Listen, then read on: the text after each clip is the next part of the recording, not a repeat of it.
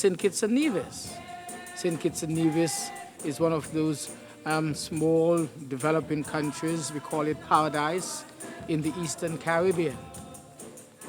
Christopher Columbus was discovered on the shores of this country back in 1493. And then it took the British in 1623 to eventually settle these islands. The immediate surroundings really remind you of the history of this place. The plantation system, the fact that my ancestors, my grandparents and great-grandparents worked in the fields, the sugarcane fields around here. We are standing at the very site of what used to be the Great House. This area actually was out of bounds to people like me because here's where the planter lived and enjoyed the scenery, the beauty, the oceans, the rainforest. Why should I feel discouraged? Why should the shadows come?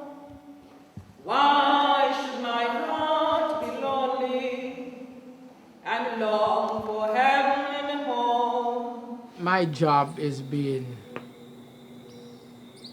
the chief public servant, delivering services to the people of St. Kitts and Nevis, ensuring that each person is satisfied with the services of government, hearing their complaints, and seeing how we can improve. In 1989, I assumed the position of Financial Secretary of St. Kitts and Nevis and retained that position until 2005 when I retired.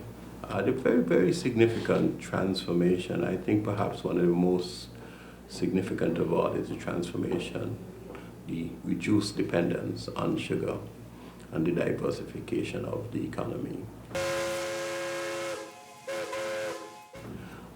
At the time that, in 95, in the mid-90s, the sugar industry was somewhere in the region of about 5% of GDP. By 2005, when it was closed, it was just over 1% of GDP. So the impact was certainly not as significant as it would have been, say in the early 90s. I remember, for example, when we had to take that decision to close the sugar industry. It was a very, very painful decision because it's one of those things that I never thought I would have to do at all, at any time during my period of leadership.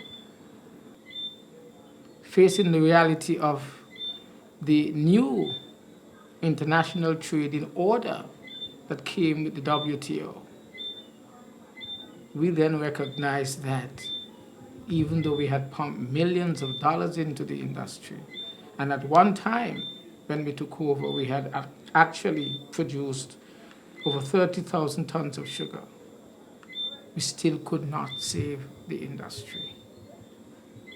And the painful thing, really, which I had to face, was to close the industry, but all was not lost, because you had begun to prepare the country for a diversified economy, that you were confident, however, that the people will survive. The Transition Management Office has been engaging in a series of training and counseling programs aimed at helping former workers to adjust to their new circumstances. Already some workers have become self-employed, while others have entered the construction and tourism industry. What would you like to have? We have strawberry and vanilla. Vanilla. Vanilla? Yeah. And would you like sprinkles on that? Yes? Okay. You're welcome. Enjoy your ice cream. My name, Jean Wallace Primus, better known as I Queen. Where you got the name from? My husband called me I Queen, so I guess it goes without saying, I'm the queen of the house. And I Queen is extended to the business. I worked with SSMC, the St. Kitts Sugar Manufacturing Corporation, as an entomology slash junior manager of an estate at Lambert's. That's where I was last. I've been around the sugar industry for about 18 years. You know, the older people especially, even younger people, it's a tradition. They expect the government to give them certain things, and the government has given them over the years. And so I guess the zest to go and find it on your own might be a little hard for some people. But for me, it wasn't that hard. My mother was an entrepreneur growing up. We would make candy in our house and she would go out and sell it. And she would sew clothes for people, whether it's for the carnival troupe or just regular folk. It wasn't really hard for me to transition from SSMC into that, because I was always of the mindset that, you know, sometimes you got to make things happen for yourself. If it's not happening, you got to make it happen. I'm not going to tell you, oh, well, it's all hunky-dory and we're all set. No. We still have a huge debt that we need to pay, and we're working on it. I like this business because I'm able to offer a service of difference, an ice cream experience. And that is the non-dairy, low-sugar ice cream experience. I've had the freedom of my time to be able to do this. Because with the sugar industry, I'm not able to do this, because the time of day that I would have for myself to put into my business would be taken up by somebody else. So I wasn't free enough to do this. Now I had that freedom after Sugar SSMC have closed. Now I'm able to do this. And I'm enjoying it. I not only say it was the right decision, I not only say it was the right thing to communicate truthfully to the people, but I say that our expectations as well of people realizing that it was a better decision that would bring enormous benefits and opportunities to them that they didn't have before. That also is the situation that is being unfolded. This is Sugar City Rock 90.3, broadcasting out of the Federation of St. Kitts and Nevis. Don't touch that dial. My name is Valentine Thomas. I spent 32 years in New York City, but I've been back here as often as I can within the 32 years. But the past 11 years I've lived here in St. Kitts, and I've seen tremendous change here in St. Kitts. There's a lot of development, a lot of changes in terms of the structure, you know, investment and things like that. Things might be a little hard sometimes, but it's all over the world. You know, you get some hard times all over the world. But in St. Kitts itself, I can tell you, I find that the economy have grown better. You can see it. You've seen the pretty homes. You can see the pretty cars. You can see the people looking well healthy and sort of living good, you know. Some people might not, because they don't put much into it. Well, I think for me, a report card must be part and parcel of human development. How has a country impacted on the quality of life of its people? And I think I would use the areas that are used to define quality of life through a poverty eradication process, which are education, health, shelter, clothing, and food.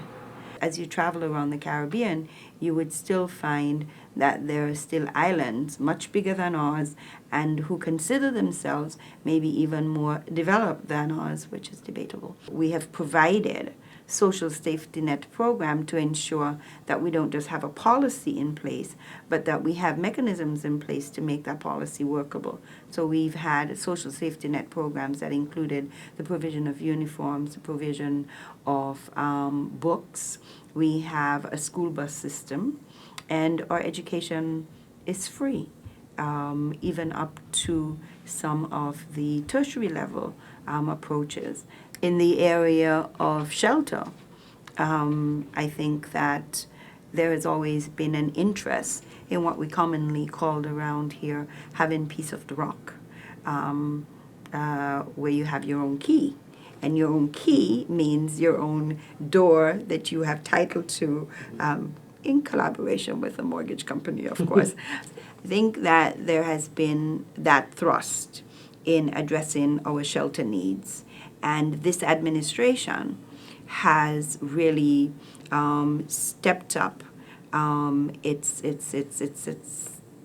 drive in providing affordable housing.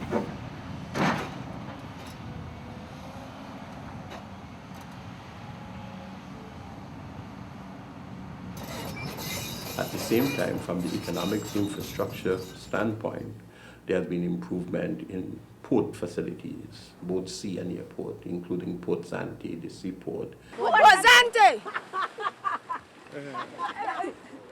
We are now here at Port Zante. Where I stand now, 15 years ago, was the sea. The idea was to use this facility as the nexus from which cruise tourism would develop and flourish. And in the process, thus, create here at this facility at Port Zante the hub that is expected, the hub for entertainment, for shopping, for cruise development, cruise tourism development generally, that will bring Barstow into Port Zante and will move Port Zante into Barstow. The best part about the island is all over the island. You see, the big country might have a name, but we are trying to make a name. We have the product, and once you have the product, you should be able to get the people. Yes, it's more opportunities now. Yeah, the country get out of sugar and gone into tourism. Tourism is not a one-point plan. Tourism is like a 20-point plan. As in working for tourism industry, that is, in the jewelry store, I've seen a lot of improvement. We have more cruise ship coming to our shores, so in that way we have more sales, generating, and it's good. You have the business goes both ways. We have business in the shops. You also have the taxi, who are doing business. So it's good for the country generally. Sugar was then. Now I must say, it's time for change. I'm Veronica Lake. I'm the employee, one of the employees of Case Fine Jewelry here at Port Zante.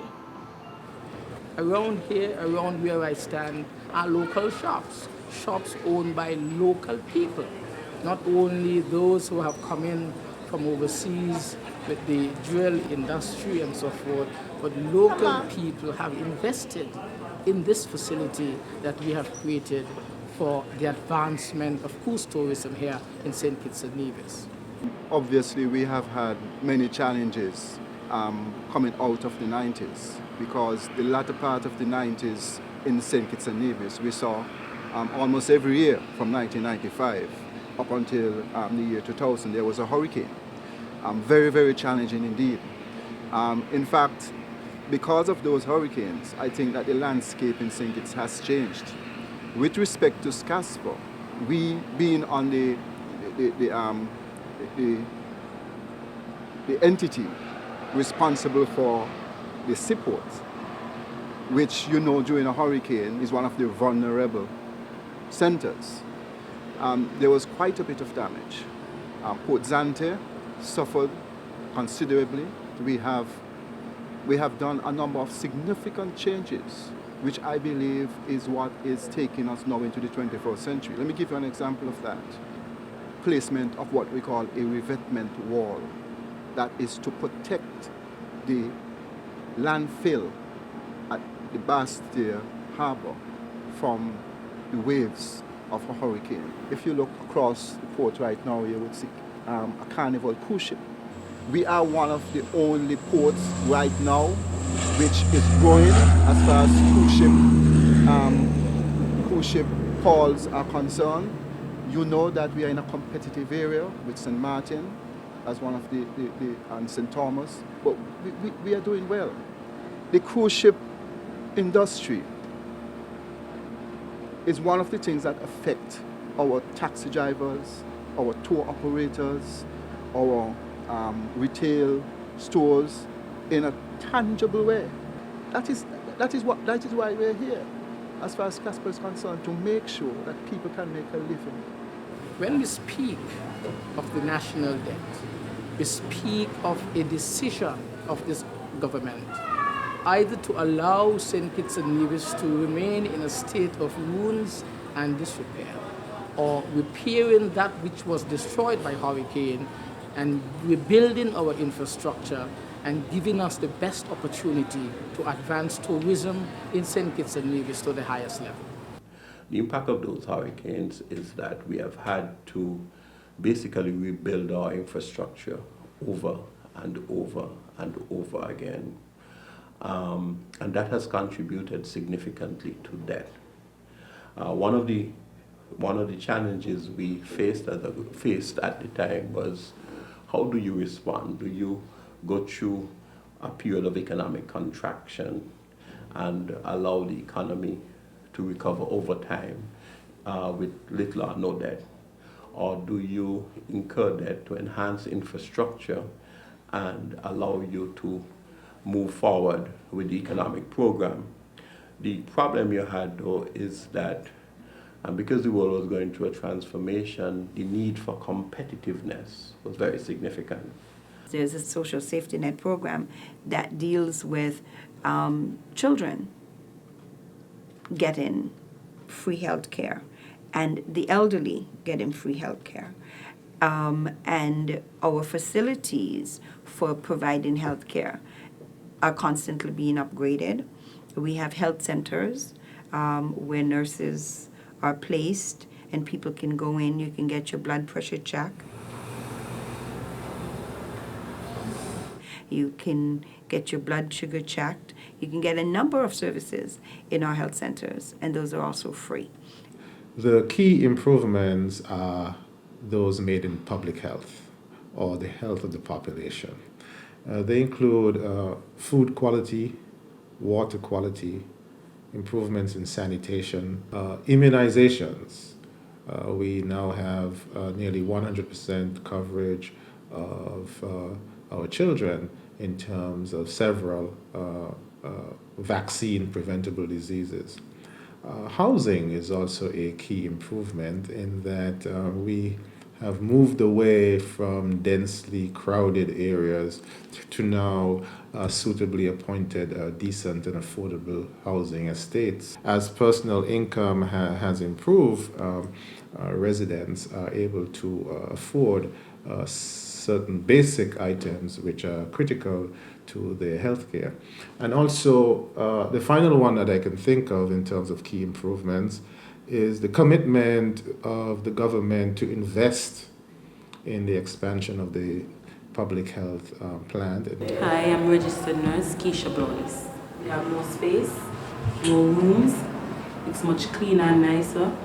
The nurses are much younger and friendlier. Well, over the last 10 to 15 years, there has been improvement in the physical plant of the public health system of St. Kitts and Nevis with the new construction and retrofitting of health institutions such as JNF Hospital, Alexandra Hospital, Flamboyant Senior Citizens Home in Nevis, Cadden Home here in St. Kitts. Have you been to the hospital yet? The international linkages that I've made with, for example, the Clinton Foundation in the fight against HIV/AIDS. This is an area of great concern to me personally and also as a regional leader. My contact with the Clinton Foundation or with President Clinton was one of such initiatives.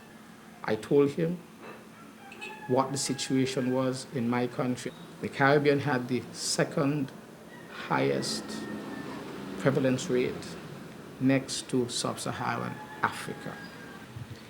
A few months' time, he was in St. Kitts and Nevis. I'm honored to be here, and I'm trying to do what Prime Minister Douglas asked me to do. I hope you will help us both. Thank you, and God bless you. About 4 or 5 years ago, HIV/AIDS treatment was extremely expensive, approximately $1,500 US per month per patient. So the hard work and efforts of our Prime Minister, Dr. Denzil Douglas, the Federation, along with the rest of the region, has been able to benefit from negotiations of reducing those prices in such a way that the countries can now give this medication free of cost to patients. It was a similar initiative that placed me in contact with people like Peter Piat for UNAIDS, the director of UNAIDS, where they were able to mobilize from within their own ranks personnel to help us support our regional strategic plan in the fight against HIV/AIDS. One of the things that we've been trying to get across at the ministry is that HIV is not a death sentence. It is simply a lifestyle disease. It is something that you have to live with for the rest of your life, just like diabetes and some of the other chronic diseases.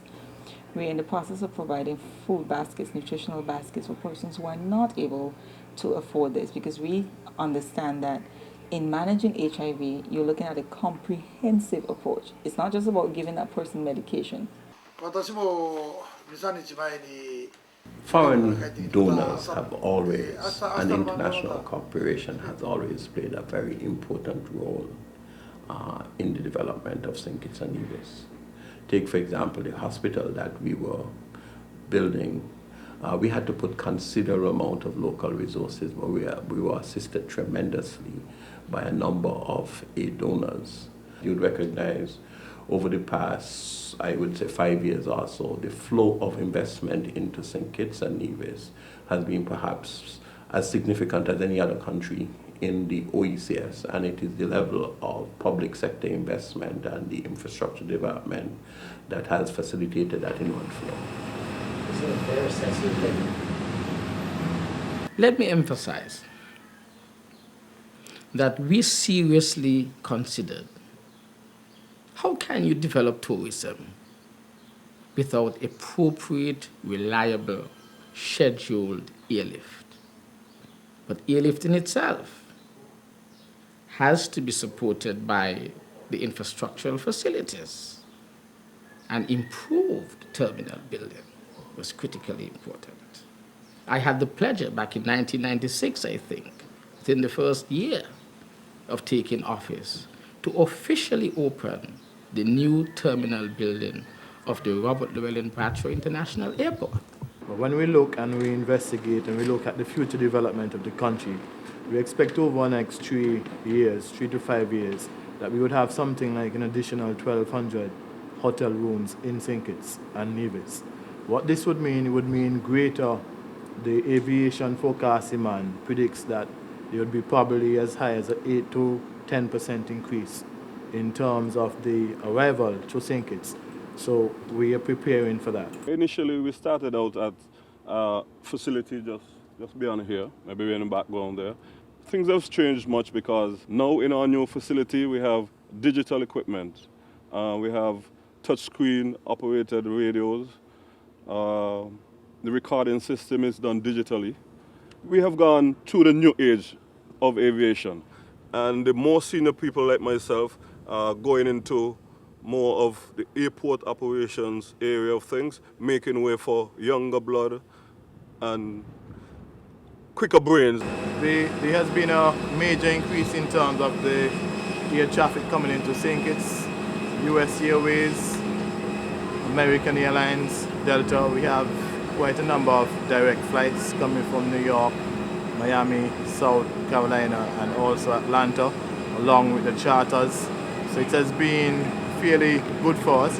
In terms of the future for air travel, because of the various developments that are about to occur on St. Kitts, on the Southeast Peninsula and other areas within St. Kitts, we can see that there will be a general increase in terms of the commercial traffic, and also in terms of the what you would call regional and corporate jets for other customers and various clientele who might want to come in on private aircraft.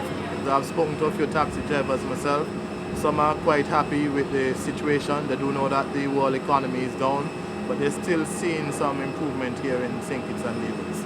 My name is Agatha Adams, and I'm a certified taxi driver. Everything is going good. St. Kitts is progressing. Oh, don't look at it. Most people look at it as an old man's job. Let's not look at it as that. I've been doing this for, as I said, a year and a half, and I'm having so much fun. I get to meet different people. And I got to meet some people from some outrageous places. The roads are nice, the people are great, great taxis. I guess it's different if you're visiting St. Kitts as a tourist, but as a student, you're here day to day, you're seeing how people live. So I don't feel like I've gone to a third world country at all. I mean, if you look at the facilities in this hospital itself, I mean, they're quite up to date. In terms of the buses, in terms of anything that I've ever needed, the banks and everything, like, it's just the same as back home. My name is Kevin Holstwood.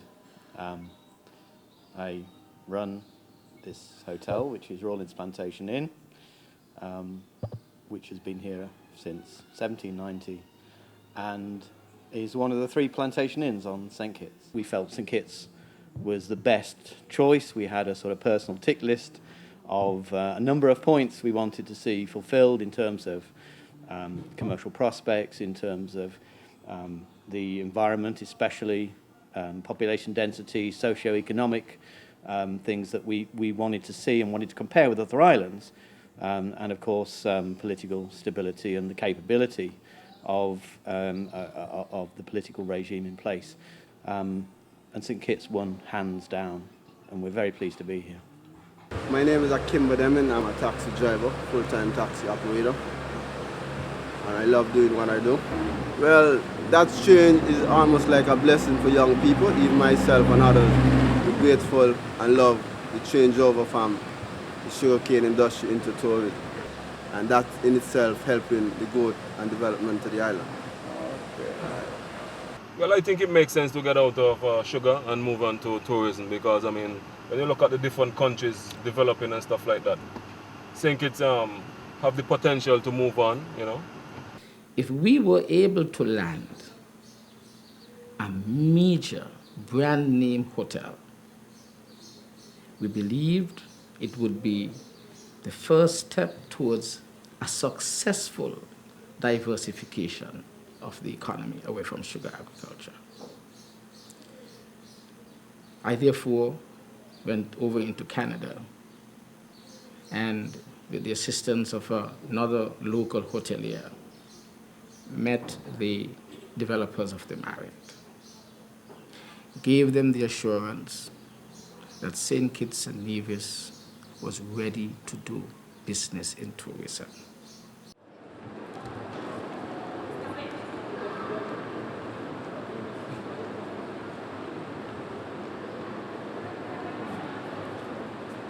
We are here to receive the Prime Ministers of Trinidad and Tobago and the Prime Minister of Grenada.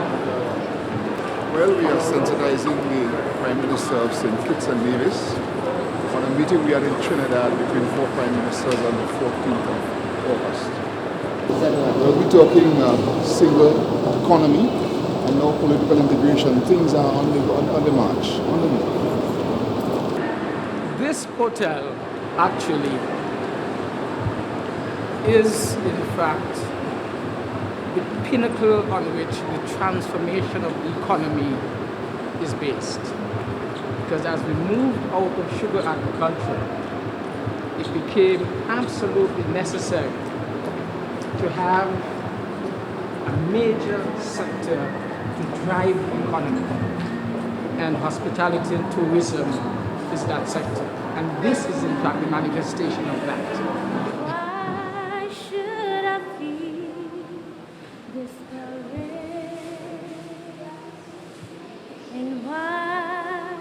Should the shadows come? And why should my heart be lonely and long for heaven and home? My name is Zeke Percival. I've been playing for the St. Kitts national team since 1982.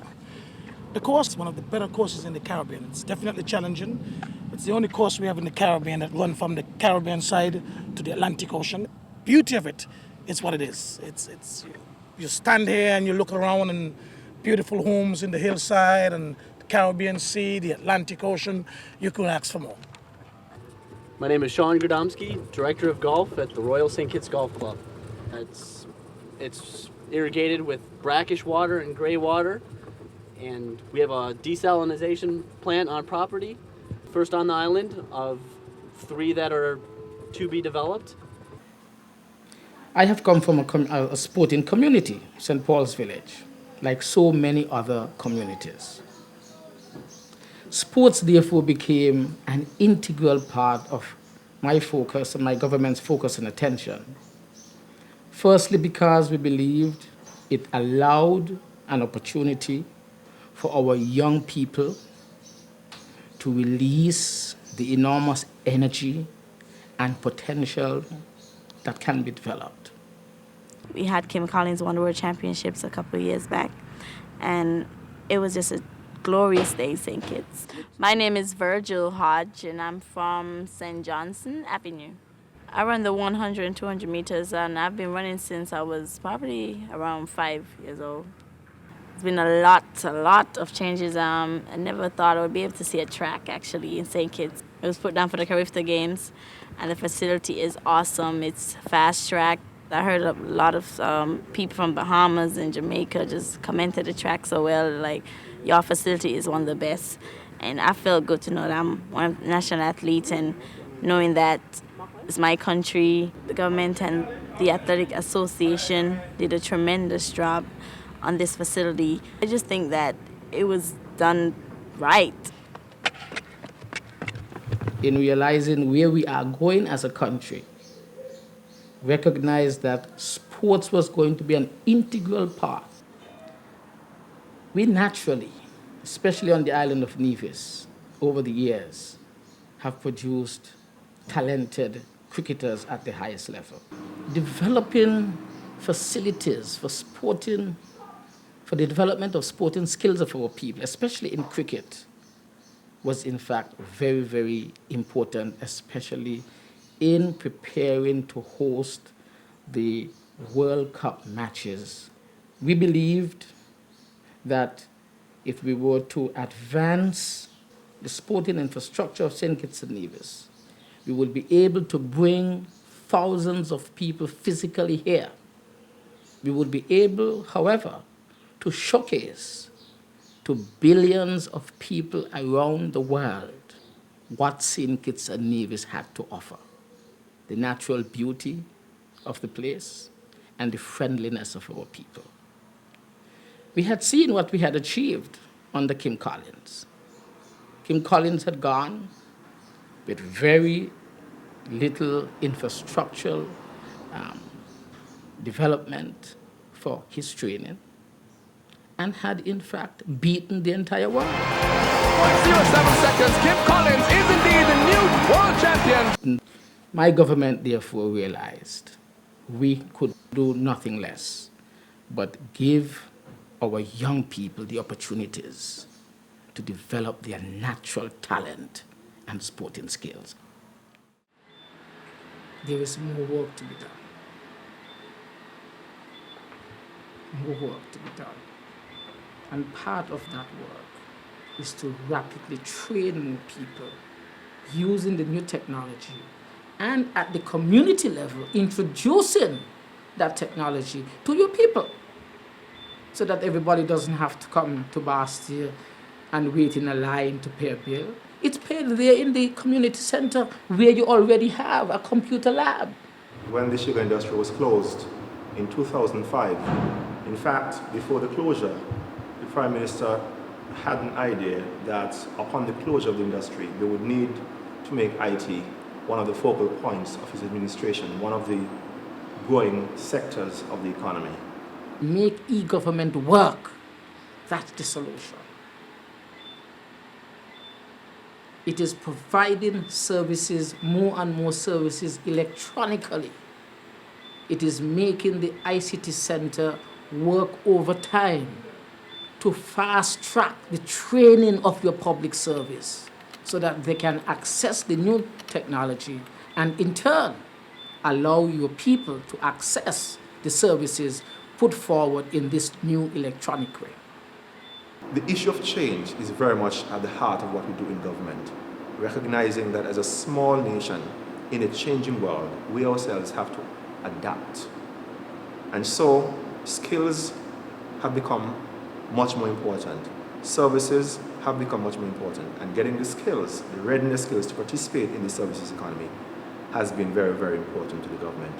And so change is what we continue to emphasize in the government. I think in preparing our young people to meet a much more competitive environment, that has been achieved to a large extent. We've seen what has happened in the world in terms of the cost of a number of commodities, flour, rice. We've seen countries now in fear of having a shortage. What we've done here in the Federation to try to cushion that blow is that government, again, has subsidized quite a bit of the food commodities, in that bread is a staple within our country, and Kittians and Nevisians love a bread. Okay? It's just, that's it. We just love bread.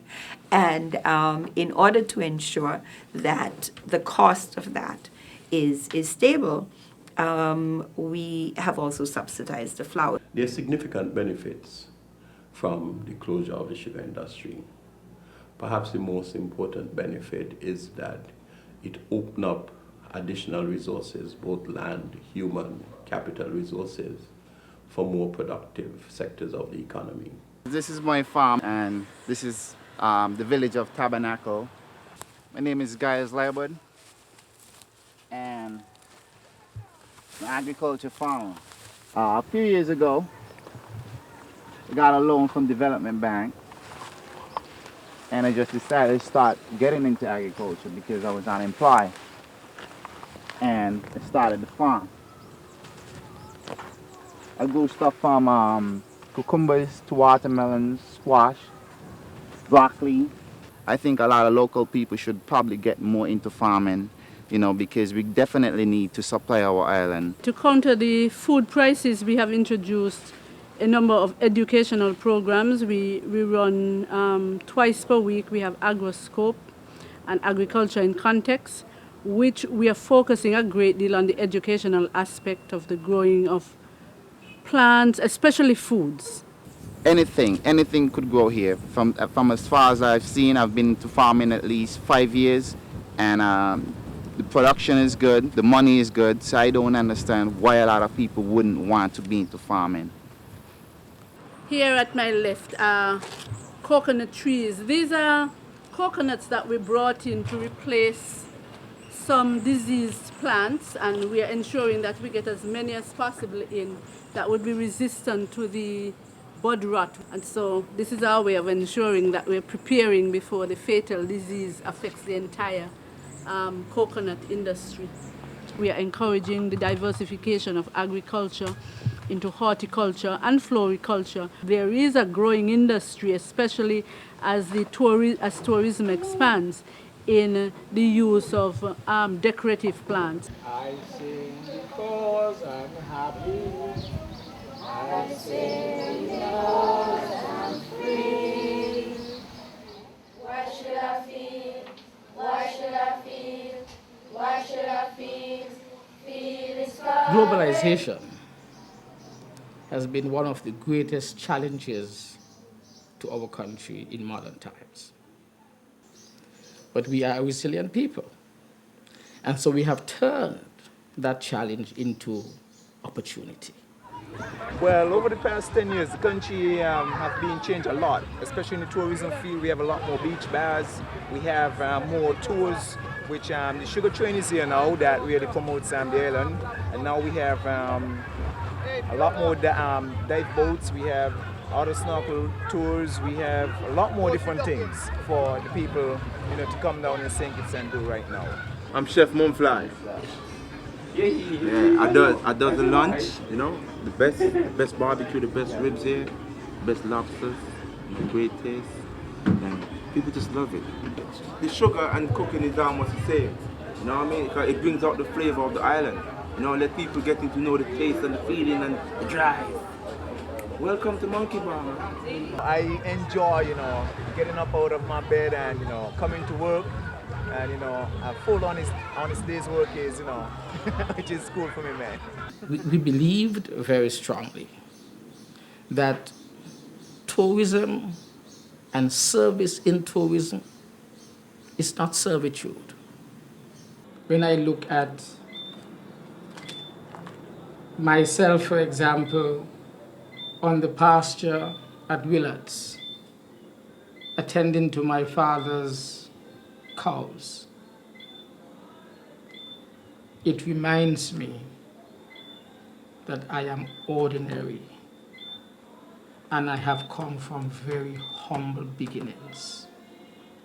It reminds me that I cannot leave these people behind. That's what's motivating me. That's why I still live here, in this very house, where I was born. I was born here. I have come from the people around me here, who are all from the plantation system.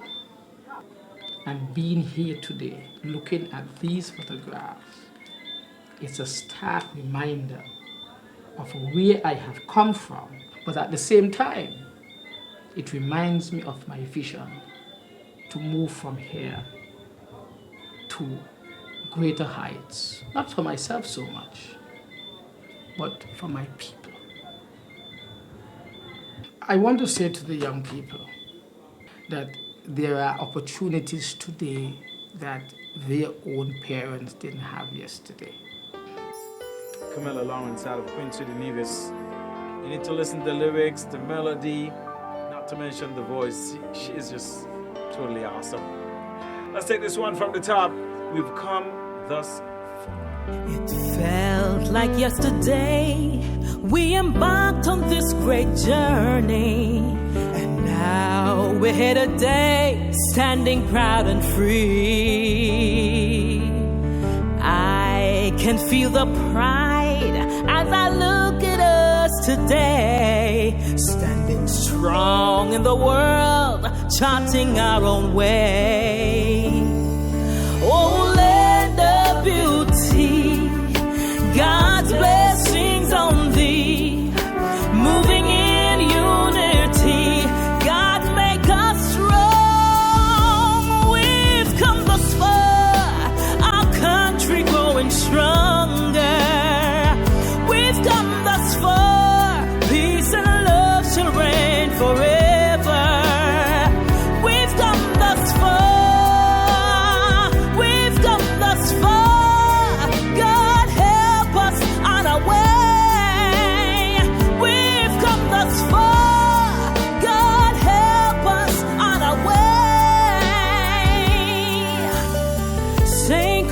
For a Nevis, our nation shines for